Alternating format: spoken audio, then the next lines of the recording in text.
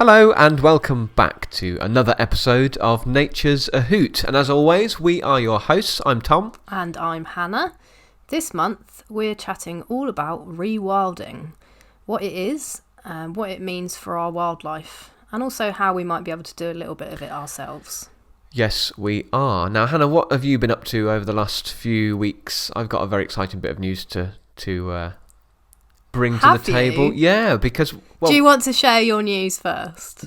Should I go first? I feel really rude now because I asked you, but I'm going to go for it anyway.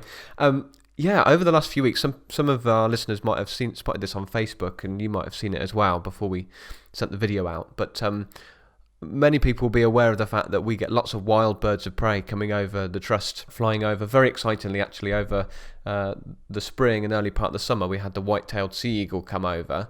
And kind of an everyday occurrence is seeing buzzards and kites. So we don't get particularly wildly excited about seeing red kites anymore because we just kind of get used to them, really. They're an everyday sight.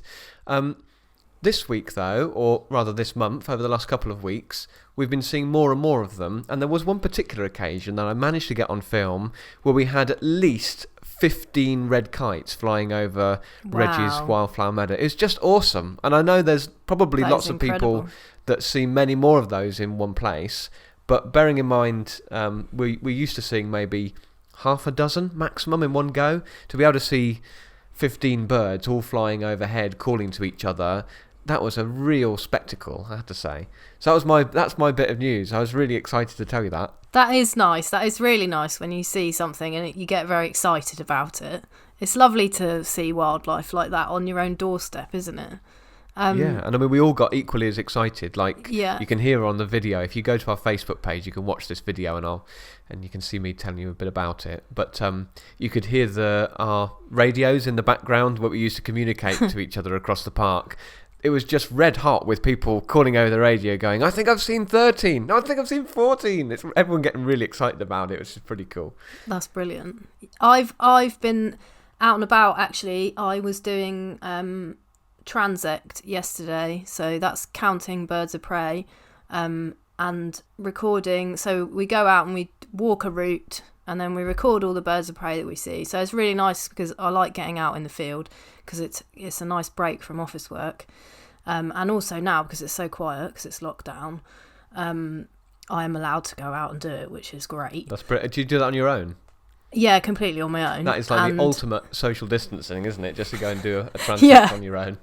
Exactly. And if you saw 14 red kites, I didn't even see 14 red kites in the entire transect. And I was walking, I think I walked about 14 kilometres. Wow, okay. So not even a kite per kilometre. No. So I think I saw around 8 or 9 red kites on separate occasions. That's still pretty good going. Yeah, and then 3 or 4 buzzards as well.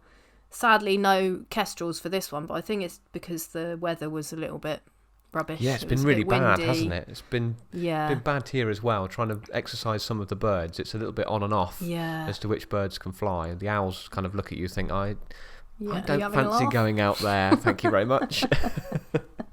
My dogs are a bit like that. Really? Oh, mine's not. Yeah. Delilah, my chocolate Labrador, is like most at home when she is damp. Like, if she can go swimming, that's what she wants to do. So, bless her. Running through a muddy puddle is like it's second home for her.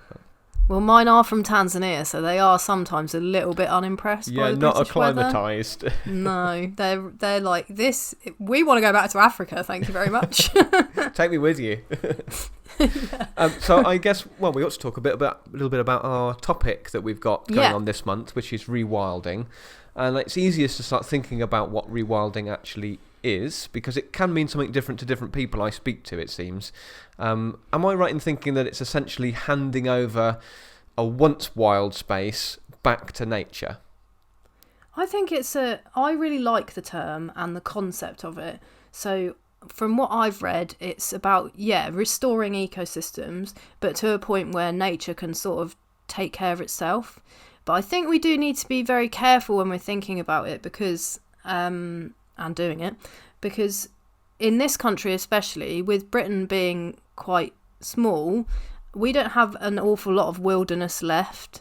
So I think rewilding can be a bit more of a broad term, and it can include, areas that we let go back to nature, but I think we need to appreciate that there still needs to be conservation strategies and management in place in order to keep that nature to the best that it can be.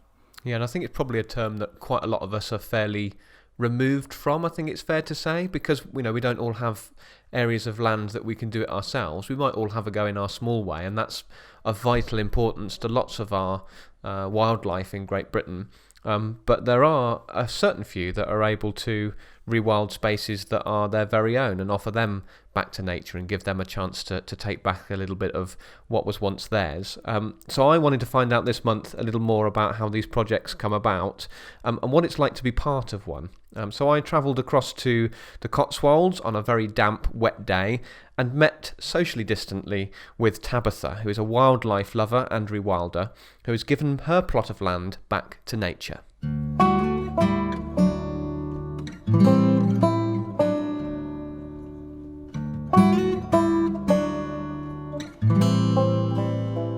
Well, we've been here for 5 years. The land came with the house originally, and really we had no plans of what we were going to do with it. But as it turns out, we ended up thinking about rewilding.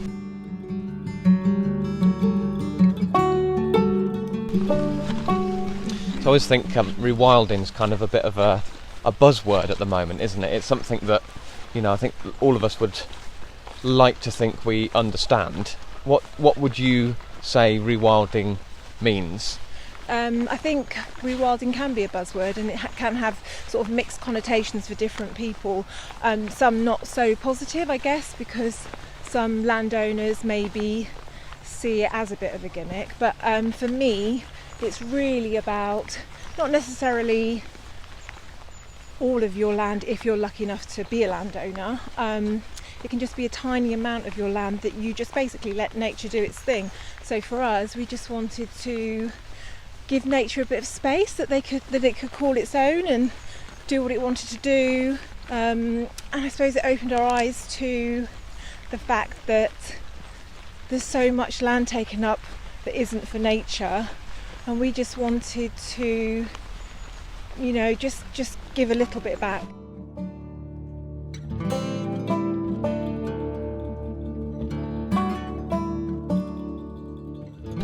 And so when you arrived here a few years ago, was it very different to how the space is now? Yeah, so the garden was very minimalist. This pond that we're just walking up to now was always here. It's pretty old, I think, and has got the great crested newt in it, which Wow. is lovely. It is amazing. I mean, obviously it's been here a long, long time, so it's become well established.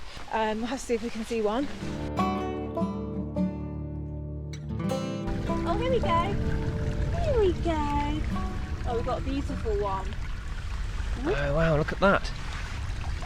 So yeah, you can see the crest almost, that he is a crested. That's Do you think? incredible, yeah. So Wow, beautiful colours. I mean, perfectly camouflaged down there in the yeah, beautiful. pond. There he goes.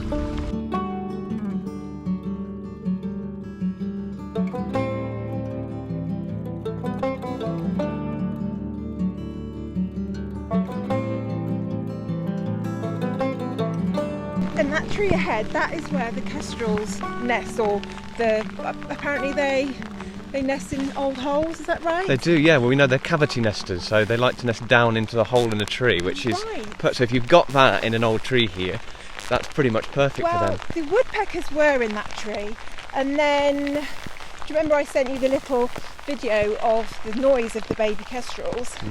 And I'd noticed it for quite a while, and it kind of coincided with the nesting time and so on. So, and there are holes. I've had a look with my binoculars. So when we heard them, that was really exciting. But no chance of seeing them, I don't They're think. probably being quite sensible and Not walking staying- around like us. Yeah. staying under cover.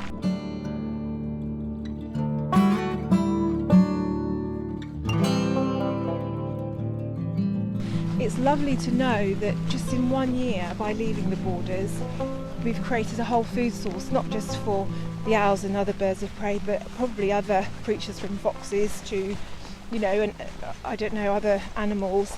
It's actually nice as we're walking along, you can kind of look through the grass, and there's areas where the grass is like flattened, and you can almost see where some of the creatures have made their little paths, can't you? Definitely. So you know where the deer are, and there's a really obvious rabbit path in one. Yeah. And it's lovely because, actually having the grass longer, it's like snow. It gives them away. Tells the story, doesn't it? Yeah, definitely.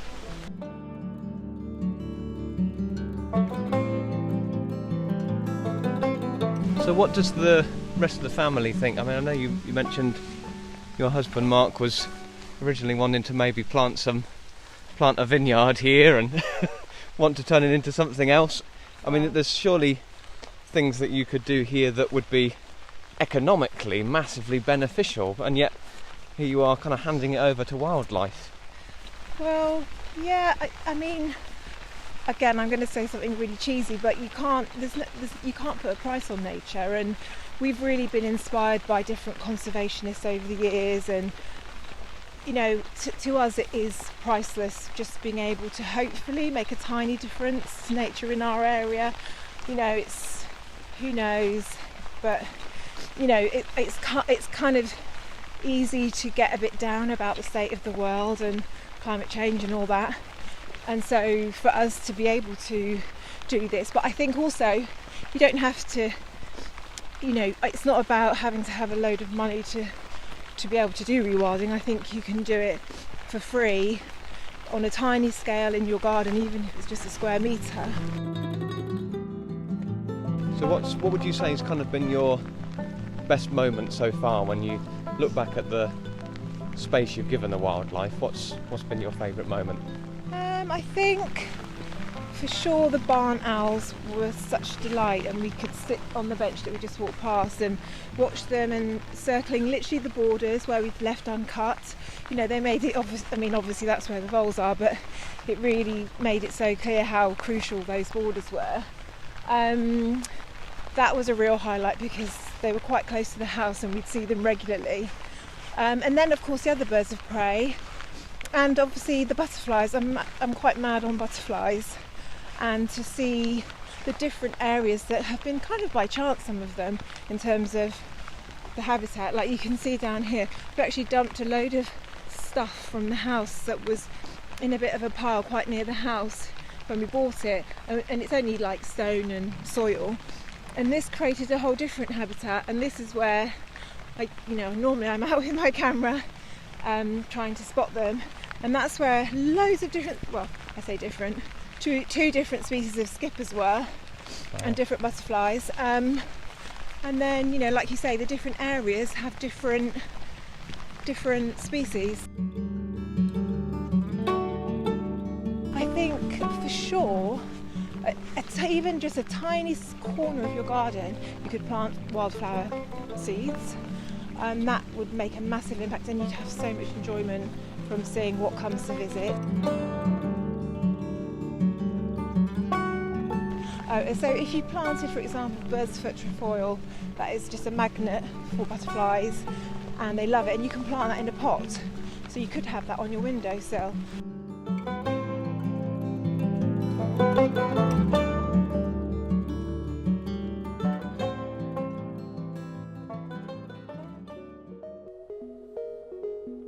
We need your help, now more than ever before. The lack of income from being closed and having limited numbers on site is severely impacting our ability to carry out our vital conservation work. For a small organisation, we make a big impact with our mission, the conservation of birds of prey. So please, if you can, help us to continue to do this. There are so many ways you can help, from purchasing an event ticket or experience voucher, or simply sharing our content online and spreading our message. For more information, head to www.hootconservancy.org. So Hannah, it was really nice to go and meet with Tabitha in a socially distanced way, as much as you can be welcoming from 2 metres. Tabitha was, and she had a beautiful, beautiful home, and a fantastic amount of space that she's chosen to give back to nature. Very, very excited to see the newts in her pond, Obviously not disturbing them, but we could. Well, there were kind of one sat fairly close to the surface that we could see. Didn't manage to see the kestrels. It's worth saying actually, and you might have heard some of the interference on the microphone there. It was a really wet day. We got absolutely soaked, and I did notice. Bless Tabitha, she carried on anyway, and I don't think I've ever been quite as soaked as I was that day, but it's really interesting to go and see how rewilding can work on a kind of medium scale, if you like. Somebody who's got that space of land and decides to give it back to nature rather than using it for something profitable for herself, which is just great. Yeah, that was really nice. I really enjoyed your interview with her, and I thought she was really genuine and obviously just really cared about it. And I know that it's difficult because, I mean, not many people have the resources to be able to do that, but you could see that she was really, or hear that she was really humble, and she just really wanted to help nature, which is lovely. Definitely. And I think people shouldn't feel like they can't just because they might not have access to that amount of land. You know, just doing things on a small scale can, like Tabitha was saying, can still really help nature, like our wildlife ponds and you know, the work we're doing in our garden with wildflower patches and things like that. Yeah, definitely. I mean, it's every little helps is kind of how it works. And in fact, you know, talking to quite a few people and reading a lot around this subject, it does seem that it's almost those smaller patches all coming together as this kind of patchwork quilt across the country is as important, if not more important, than these bigger areas in any case. It's like creating corridors for wildlife, allowing them to move freely across our countryside and across our suburban and even our urban areas. That's what's going to help it to survive human beings, essentially. Yeah, I do really like the idea as well of it being a holistic approach where everyone who's sort of a stakeholder, as it were, is involved. So on the larger scale, I think rewilding sometimes can be a little bit controversial. I think maybe it's not been communicated quite right, or it's been misunderstood in some cases. So I think it's really important that we understand it as a whole, and that all stakeholders are involved, like farmers and landowners, and we understand that it doesn't mean that we're discounting that, you know, food security and farmers are really important, and we need to make sure that everyone's working together. And it doesn't necessarily mean we have to completely get rid of farms and rewild the entire landscape. Just doing small pockets, like you said, is really helpful to wildlife. Definitely. And I think quite a lot of people perhaps wouldn't realise, and I didn't really realise this before I started thinking about it a little more, talking to people like Tabitha, talking to you, talking to other colleagues, that rewilding, it isn't just letting wildlife do its thing. You know, it isn't just there's a piece of land and you never revisit it ever again and wildlife will sort itself out, is it? It takes quite a lot of management, really, to rewild areas and bring it back into, you know, something as it should be, because we've changed the environment so much. Although I like the concept of rewilding, I think it's important to also appreciate that other conservation strategies are just as important, and also that not everything is rewilding. So you might have like reintroductions, for example, which can be part of a rewilding process, but they're not rewilding in themselves, if that makes sense. So they are a valid standalone conservation strategy that can work in certain circumstances, but they can also be part of the rewilding process. And we've done that ourselves, haven't we? We talked about seeing those 14, 15 red kites flying over the trust. You know, we had we were part of that reintroduction programme for red kites, which is really exciting to say now, knowing what a tremendous success story the red kite is now, to know that we've been a part of that. Yeah, absolutely. So the whole red kite reintroduction started in the 90s, and between 2003 and 2005 we released 12 red kites from the trust, and as I was saying about working with landowners, we another thing about rewilding is that it needs to be a very long process. It's not just about, okay, I've got this bit of land, I'm just going to leave it. You need to work with everyone, so work with landowners. And our red kite reintroduction, we worked for more than 5 years previous to the reintroduction with farmers, with landowners, with local communities to make sure that everyone was engaged, make sure that everyone was committed and benefiting from the project. Yeah, and everybody understands as well, because I think especially with predators, when there's reintroductions of predators, it seems to be quite a scary thing suddenly if you're a landowner or someone who relies on livestock or anything in the countryside, and suddenly there is this predator being imposed back onto your land that you haven't perhaps experienced before. It's a scary thing, and so I think that education and understanding is just as important as doing the conservation work itself, really, to make it sustainable. Yeah, I think it is, especially as I said earlier, that because Britain is quite a small island, it is quite a scary concept. If you're a sheep farmer or you have livestock, the thought of lynx or wolves or bears even being released into the landscape is definitely something that you might not initially be in favour of. I was just thinking about those 12 birds reintroduced from the meadow here. I wonder how many of those are still around. Like if there are, whether the ones that we see coming over during our displays, whether any of those were some of the originals, or whether they moved on, or maybe they're the descendants of those birds. It's tricky to know at this stage, I guess, but it's pretty cool. I think another great example of rewilding, or anything that you do to bring back a little bit of the environment that might have been lost, how much work that actually means for those involved, is our meadow. And our meadow is celebrating its 25th anniversary this year, and it has been celebrating that 25th anniversary this year. And I think quite a lot of people maybe come and see the meadow, especially in all its beauty in kind of June, July, and early part of August. And you sort of think, well, that's incredible, isn't it? Look what nature does. If you just leave it to do its thing, then everything will be in this perfect balance that we all think that there should be. And it's not that at all. It takes quite a lot of management to get it to look like that, to support all those hundreds of different wildflowers and grasses, thousands of individual insects that call it home as well. That takes a lot of management. It needs to be cut every year, and it needs to be monitored every year for what species are benefiting from using the meadow. There's quite a lot that goes on behind the scenes to manage wildlife in that way, isn't there?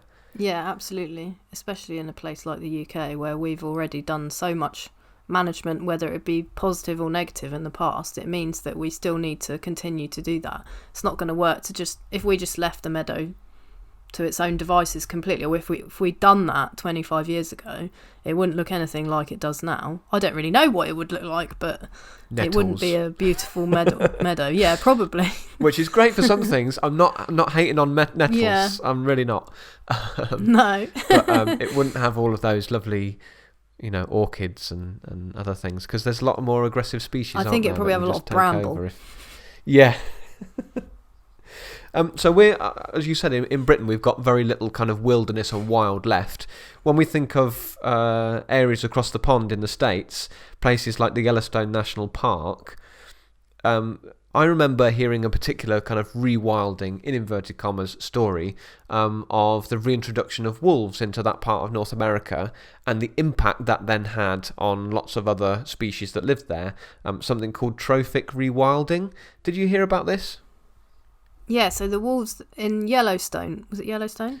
Yeah, so the idea was to bring back that natural predator for some of the other species that were eating a lot of the foliage, eating a lot of the grasses, and changing the directions of water systems by where they came down to drink. Something like that on repeat constantly throughout the years made a big difference to the environment, and bringing those wolves back. Yeah. Kind of restored, and I'm always very careful around you, Hannah, to use the word balance. I know you don't like it. But that's how it's always kind of billed to us, that having these wolves here kind of restored some sort of natural order of things, a pecking order of which species were able to take over as the dominant species, obviously with exception to human beings, as we seem to find ourselves apart from the rest of the animal kingdom somehow in our minds. But having the wolves there definitely seemed to bring down some of those other species that were becoming overpopulated, and managed to help things further down that food chain, and did wonders, it would seem, for the national park. So was it the impact? It was the impact on the river systems, wasn't it? Because I think were the ungulates, or the what would be the prey species of the wolves, were causing erosion in the rivers and affecting the flow of the river. And so with the wolves then eating more of them, it meant that not so many of them were causing that problem. And then that changed the river systems. So who would think that wolves would change the river systems? You wouldn't. No, but that's so they call this kind of trophic rewilding, that it's kind of focusing on the top, and if you can get the conditions right for whatever that needs to survive at the top of that food chain, if the conditions are right, it should work for everything else underneath as well, because whoever's at the top of the pyramid really only can survive if everything underneath it is working well. So the bottom line is, rewilding can mean lots of different things to lots of different people. Rewilding really isn't just letting nature do its own thing. It takes lots of planning, lots of thought, and lots of scientific research to do properly. But also that it can be on a huge scale, from Yellowstone National Park to the tiniest back gardens in central London, for example. Every little really does help to protect our wildlife.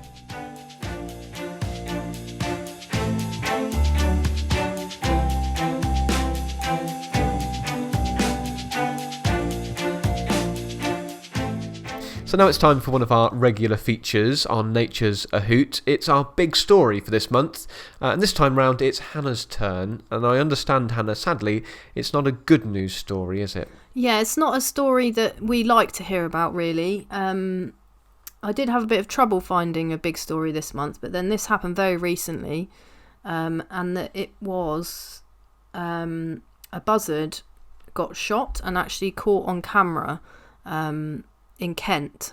Yeah, I saw this clip as well. I mean, how incredible that someone just happened to be filming that particular buzzard when this atrocity really was committed. I mean, if this one happened on camera at that specific time, I mean, it must lead you to think, how many times does this sort of thing happen when no one's around? I think that is the scary thing. Yeah, if this one was caught on camera by someone who was just filming the buzzard just because it looked nice and it was flying nicely, and then it was suddenly shot. It's a horrific video, really. But to give it a bit more context, yeah, it does really show, I mean, how many of these incidents are happening that we don't know about, and how often this is probably going on that doesn't get any video footage or photographs or coverage, and nothing's found. Yeah, no coverage at all. Yeah. I mean, kind of putting it in perspective, we've kind of talked about it because we're in the bird of prey world and it's kind of something that we're interested in. I mean, let's not beat about the bush. This is a wildlife crime, isn't it?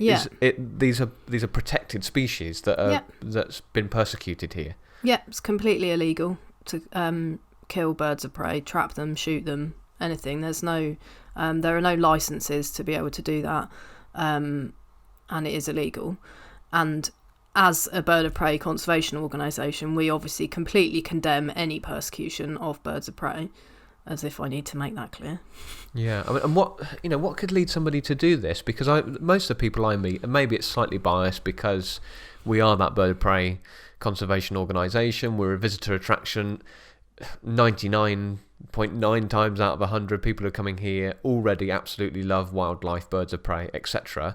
But I mean, I can't think of a reason why somebody would shoot a bird like that.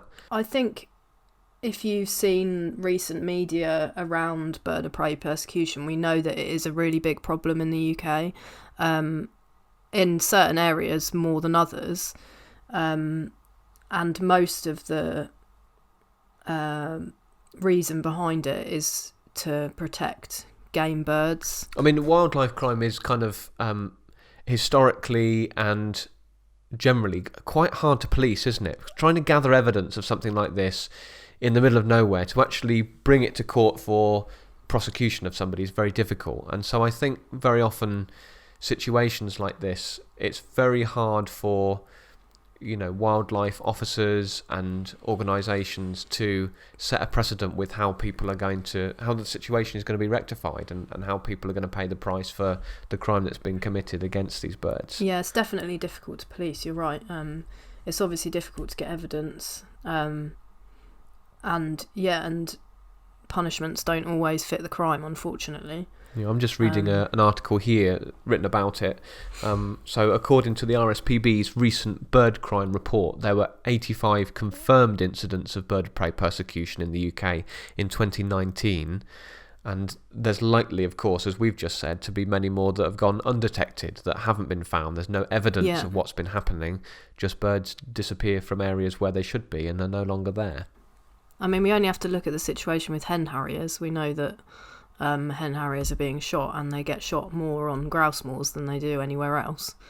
But yeah, unfortunately, there's a lot going on that people are never caught for it, and subsequently, if they are caught, then often not punished. I mean, it's important for us to say that this is an ongoing investigation, isn't it? We don't know the ins and outs and the facts. We just know that historically, these are the reasons why people might choose to persecute birds of prey. Yeah, definitely important to say that. Something which is linked to it is we obviously research birds of prey, and we research numbers of birds of prey in southern England. We recently published some work on buzzards in southern England, and it showed that from 2011 to 2016 the buzzard population increased by around 50%, which is really good. So it was increasing, so that's great. But after 2016 the numbers started to plateau, and they're not at the level that we would expect for the ecosystem, so that the ecosystem where we work could support more buzzards. And the reason that it's plateaued is because there are threats in the landscape which are preventing the buzzards from increasing further. And persecution is very likely to be one of those threats. What other threats might buzzards find in those sort of areas? Other threats might be related to prey populations. So rabbits historically have suffered from viral hemorrhagic disease, which is horrific, and if there's a crash in prey populations, then obviously that's going to affect buzzards, and buzzards eat a lot of rabbits. Other things that might affect them: ingestion of lead from spent ammunition, and habitat loss is always going to affect most species. The other threat that might affect buzzards as well is use of rodenticides, so use of rat poison, because buzzards and red kites eat a lot of carrion. So carrion is dead animals. Red kites are effectively like our vultures, but both species eat carrion, and the problem with that is the spent lead in game birds. So buzzards eat a lot of carrion from things like pheasants that have been shot, and then the rodenticides in rats that have been poisoned. It all plays a part, doesn't it? So I'm sure we'll be watching this story very closely over the coming months to see what happens with it, and to see whether it kind of bucks the trend on getting to the bottom of what's happened. Yeah, let's hope so.